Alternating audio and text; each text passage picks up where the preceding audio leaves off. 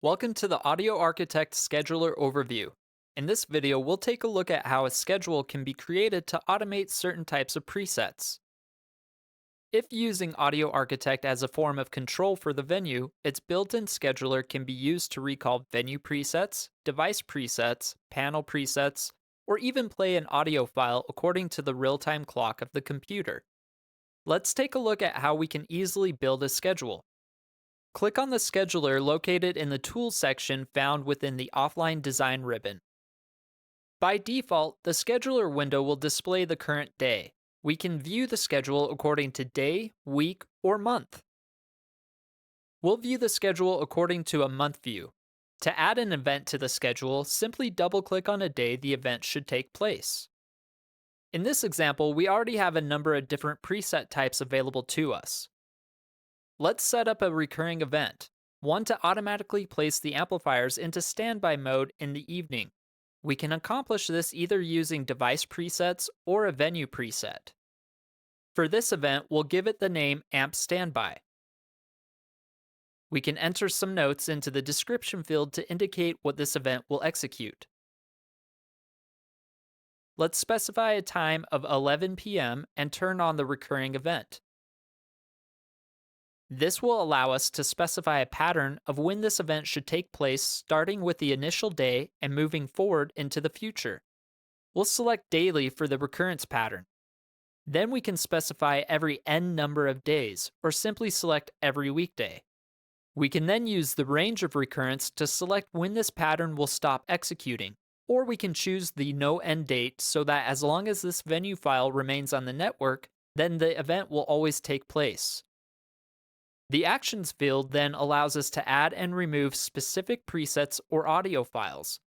As mentioned previously, we'll use this event to set all the amplifiers to standby. We could select to add device presets, but that would then require us to add an action for every amplifier.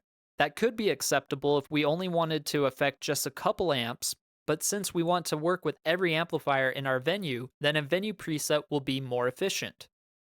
It should also be mentioned that while we can see BSS Soundweb London devices available in the device preset options, please note they do not support device presets. They do support parameter presets, which can be triggered using a calendar event found in the Soundweb London logic. We'll cover that in another video. Let's remove any device presets we may have specified, and now we can select the Venue Presets tab and choose Add. Specify the correct preset and click OK. As we can see, this is a much more efficient method for recalling multiple device presets according to a schedule. Click OK, and since we chose to repeat this event, we'll see it listed on each day we specified.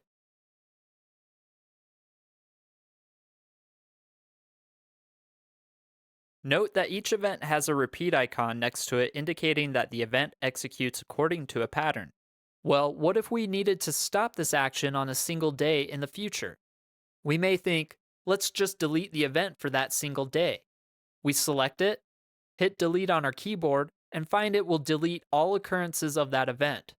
Well, we don't want that, so what do? We can double-click on the event for a specified day and simply remove the preset. It will still show up on the schedule, but its repeat icon will have a slash on it indicating that it does not function like the other events. Please note that if you wish to schedule a play audio action, that the WAV or MP3 file will play from your computer's sound card. This can help serve as a notification before executing some other event like the one we just set up. If this audio file must be reinforced through the sound system, then one suggested way to accomplish this is using a BSS Blue USB.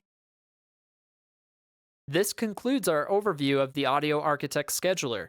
Thanks for watching.